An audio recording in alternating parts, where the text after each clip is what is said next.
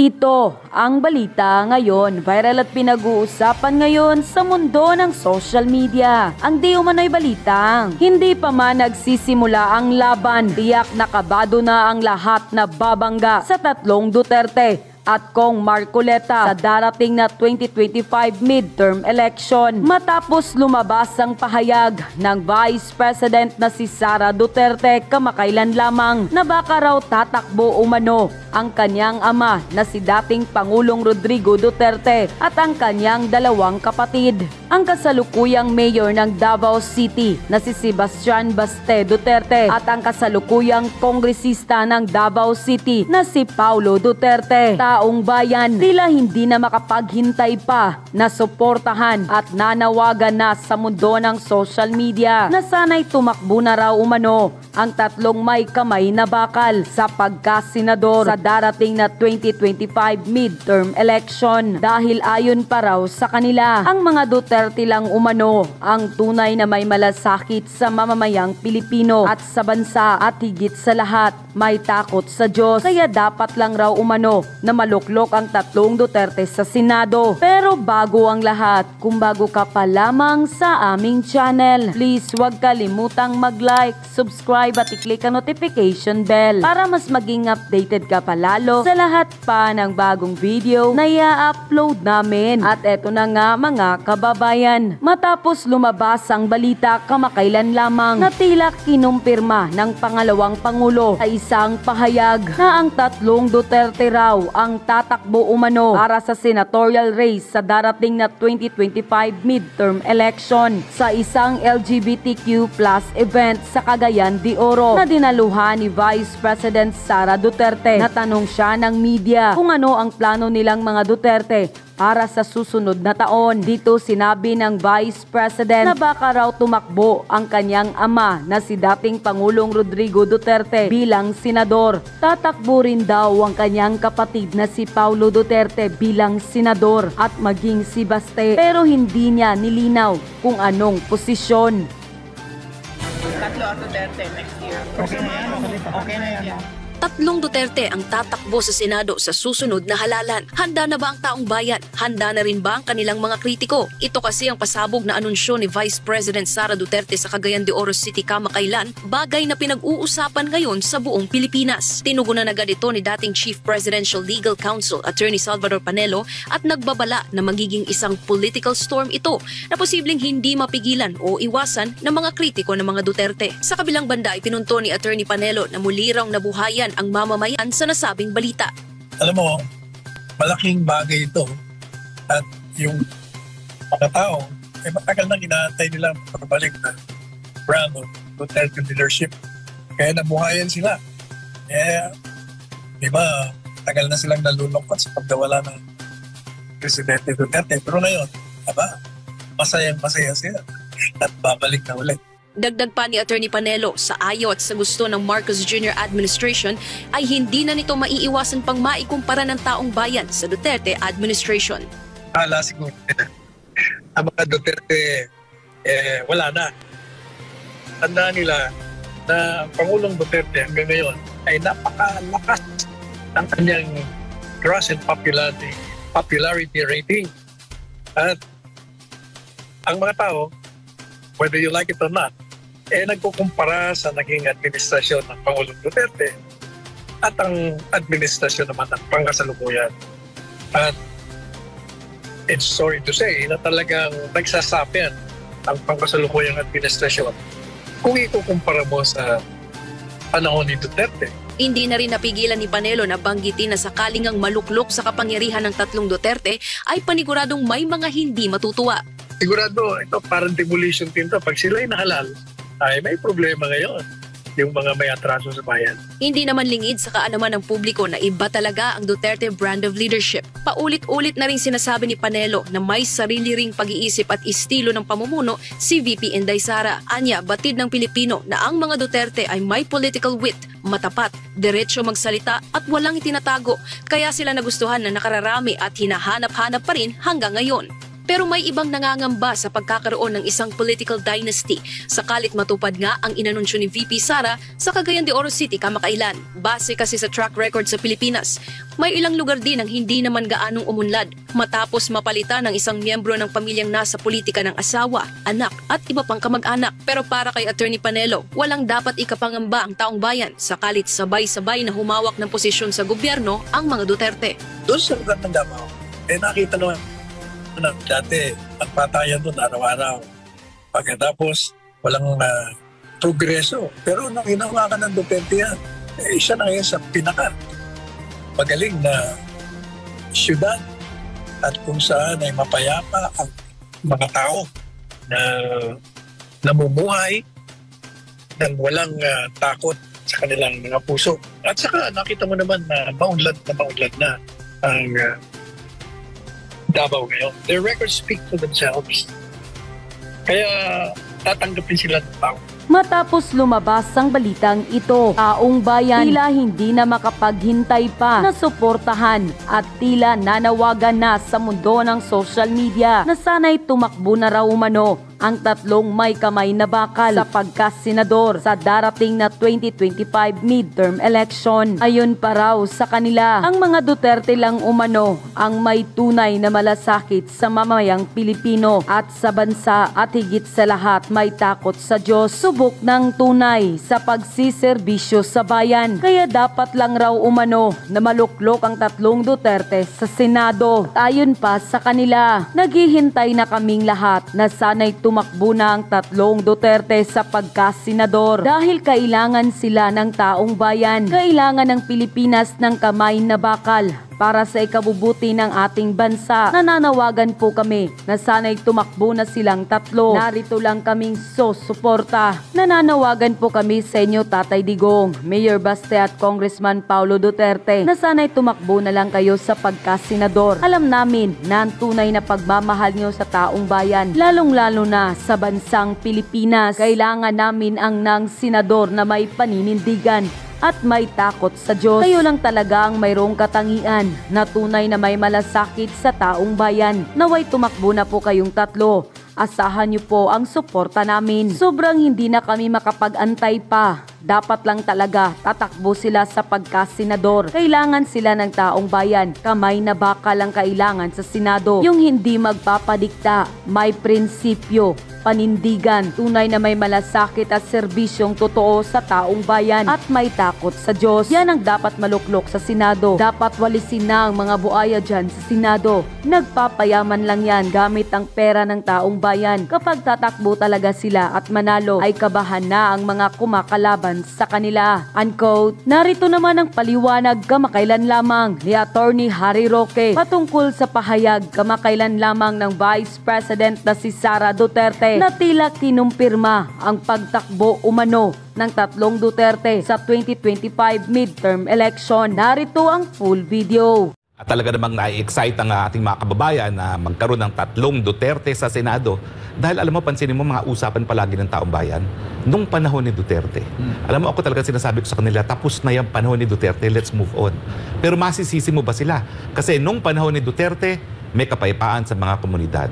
Nung panahon ni Duterte na talagang halos nawala na ang banta ng droga. Nung panahon ni Duterte, napakasigla na ating ekonomiya. Tinawag tayo ng Moody's na we are the darling economy of Asia. Ngayon, we are the most underperforming economy in Asia. Nung panahon ni Duterte, mapayapa ang West Philippine Sea at maunlad ang ating bayan dahil sa mas malakas na kalakalan, mas maraming pamumuhunan ng Chino sa Pilipinas at mas maraming dumarating na turista galing sa China.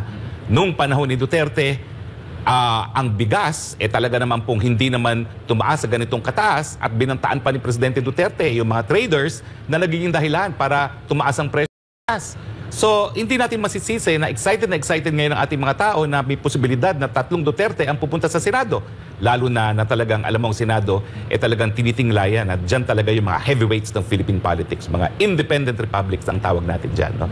So, naintindihan natin kung saan nanggagaling yung excitement na yan dahil na rin sa frustration dito sa administrasyon nito. No? Unang-una na nga yung napakong pangako na 20 pesos kada kilo na bigas. Nasa na po yan. No? Tapos ngayon talagang ang ekonomiya sadsad na sadsad na ang peso, no? Pinaka-worst sa performing currency na ang peso ngayon, no? So masisisi mo ba na talagang hinahanap-hanap ng tao ang Duterte? Well, attorney, sa mga nagtatanong din kung pagdating naman sa qualification, kung sakali man na magiging tatakbo bilang Pangulo ng Bansa, si Mayor Baste Duterte, ano naman ang masasabi mo dyan? Well, kung talagang matutuloy yan, nakatatlong taon na siya sa Senado. Naka-isang termino na siyang mayor, no? So sa tingin ko naman ay pwede na yan, no? Na isang termino bilang mayor, 3 taon bilang senador, handa na rin siya, no? At hindi lang yan, no? Dahil siya ay lumaki na bilang Duterte, na napaligiran siya ng mga taong naglilingkod, no? Mula sa ama niya hanggang doon sa kanyang ate, no? So sa tingin ko po ay talaga naman pong sa mga maisog rally kasi ang rockstar namin si Baste Duterte. Talaga kakaguluhan mo yan, parang artista. Hindi lang dahil sa kanyang itsura, kundi dahil sa kanyang paninindigan. Matindi paninindigan niya. Kung magsalita yan, pipikit ka, parang ama niya nagsasalita. Walang pagkakaiba. Asahan na natin at babanatan yan dahil nga may deklarasyon na. Pero hinihintay natin ng opisyal na pahayag mula sa mga mag-amang Duterte. Oo nga po, no? Pero, at saka, wag po natin kalimutan ha, ito po ay isang ayon sa mama ni VP Sara. So mukhang hindi pa po nakakapag-usap ang pamilya, pero syempre mahirap na hindi pagbigyan ng mama kapag nagsalita. Lalo na nananahimik ang Mrs. Zimmerman Duterte, no? Dahil talagang low profile siya, no? Pero sa aking alaala, ngayon lang siya nagbitiw ng mga salita tungkol sa politika. At siguro, nagawa rin niya yan dahil iniisip niya na akala niyo siguro po pwede niyo na kaming burahin. Kaya kung lusubin niyo na lang ang Kingdom of Jesus Christ na kaalyado namin, talagang pinangangalandakan niyo na tapos na ang aming kapangyarihan. Pero hindi naman po sila gahaman sa kapangyarihan. Ang totoo is pinagkakatiwalaan sila dahil sa napatunayan ng kakayahan na mamuno. At ngayon, syempre, nagkakaroon na po ng excitement na 3 Duterte ang pupunta at uupo sa Senado. Alam nyo, galing po ako sa Davao. Dahil ako'y inaanya ni Presidente Duterte na kami mag-meeting. 2 meeting, isang malaking grupo, tapos kaming 4 lang. At marami nagtatanong sa akin ngayon sa text, kasi nag-vlog nga ako ng gabi. Ano raw ba talaga ang tatakbuhan ni Presidente Duterte? Tatakbo raw ba? O magre-retire na? Ang aking payo po kasi, tumakbo siya ng alkalde. Yan ang una kong payo sa kanya. Matagal ko na sinabi sa kanya. Kailangan nga tumakbo ka ako ng mayor ng Davao City sapagkat yung mga walang utang na loob sa'yo na nilagay mo sa pwesto, lalabanan ka niyan. Nilalabanan ka na nga eh. Kailangan makuha mo uli. Kasi nakakuha na sila ng barangay kapitan ng mga, kung hindi ako nagkakamali, 67. Sa kabilang ano po? Sa kabila, yung mga walang utang na loob na mga kinalinga niya, na ngayon binibira siya. Sabi ko, kailangan hawak mo pa rin ng Davao. Noon yun, yung mga sinasabi ko.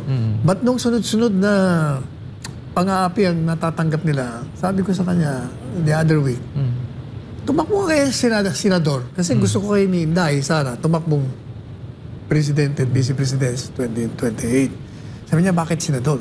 Gusto ko nga, kongresista eh. Dahil gusto kong turuan itong mga nayayamot ako pag nanonood ako eh. Parang walang alam yung mga ito. Galing siya sa Congress, di ba? Opo. Sabi ko, nasa Congress, senador ka na lang. Medyo, pag senador ka, hindi ka aapi-apihin ng mga yan.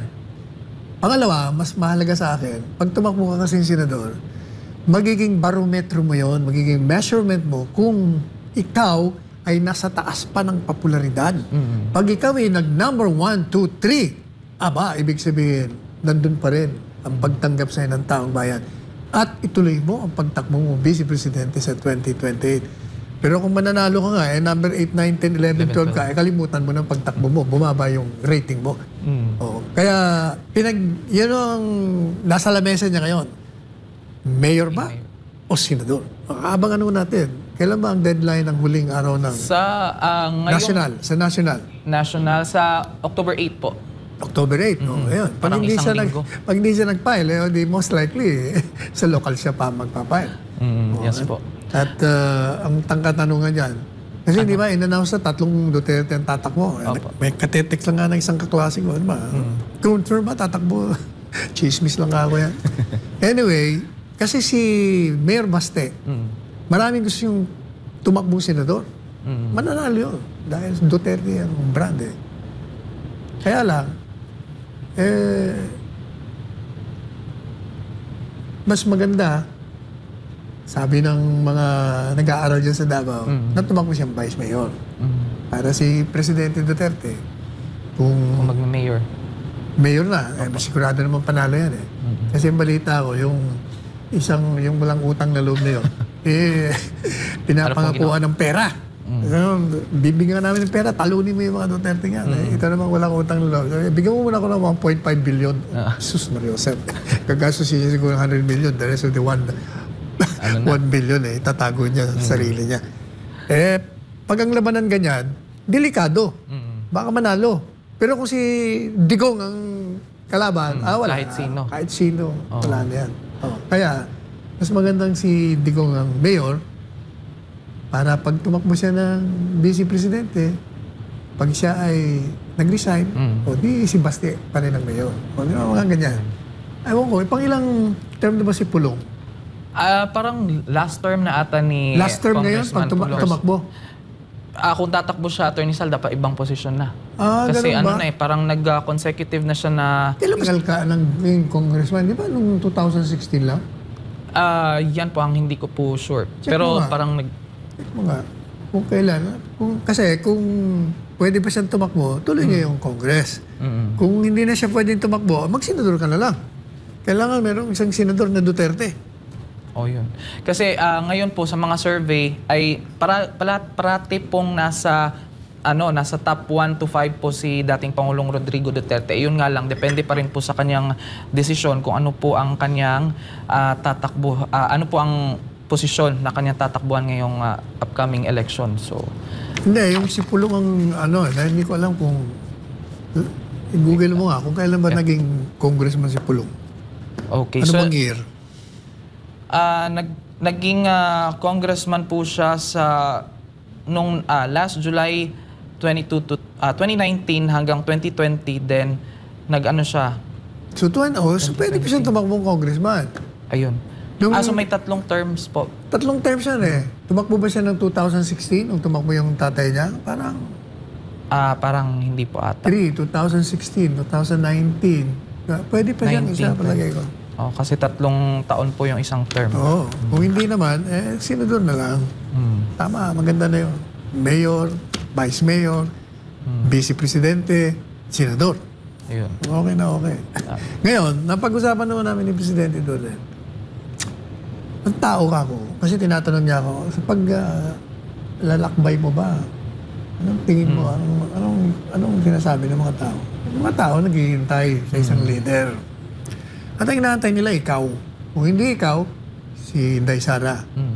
Or, the both of you. Sabi ko, yung mga yan, naghihintay na lumabas kayo sa kalsada. Pag kayong dalawa lumabas, o isa sa inyo, sasama yan. Hanggat hindi kayo lumalabas, yung mga salita, mga presko, wala lahat yan. Hindi papansinin yan. Ang mga militar naman, di ba, supposedly, sila ang nagbibigay proteksyon. Pero ang kasaysayan nila, ang history nila, pag hindi nila nakikita ang taong bahay nag-aalma sa kalsada, hindi naman sila sumasama eh. Inaantay din nila yun eh. So, waiting, puro lang siya, wait and see. Sabi ko, gusto mo magkaroon ng pagbabago in the sense na matatakot ang mga nakaupo sa kapangyarihan at baka mapalitan at baguhin nila mga sarili nila. O kaya naman, yung taong bayan mismo, pumalit sa kanila, lumabas ka ng kalsada. Samahan kita. Kahit ang bombayin tayo ng tubig. Hindi naman ako. Hindi naman tayo. Kahit ang baril. Kasi nung panahon, Carlo, ewan ko, baka grade school ka pa. Kami yun nila, Tanyada. Nasa kalsada kami nila Joker Arroyo. Kami nalaro niya sa gisa. Kahit anong bomba mo sa amin, wala yan. Kaya tao, araw-araw, dumadami hanggang naging EDSA revolution. So, ano pala yun? Dapat tuloy-tuloy din. Oo. Kailangan kasi pakita natin manindigan tayo. Basta palagi lang mapayapa. Okay na okay yan. Kaya yan yung silang gumamit ng violence. Wala, hindi naman tatagal yung violence na. Mag-style gun hit tayo. Peace! At yun na nga mga kababayan, ano na ang masasabi mo? Kung mayroon kayong hinaing at komento patungkol sa balitang ito, please comment down below. Pag-uusapan natin yan sa comment section. At kung nagustuhan nyo ang video, ay huwag kalimutang mag-like at i-share na din para mas marami pang makaalam at umabot ito sa marami sa ating mga kababayan. Maraming salamat po!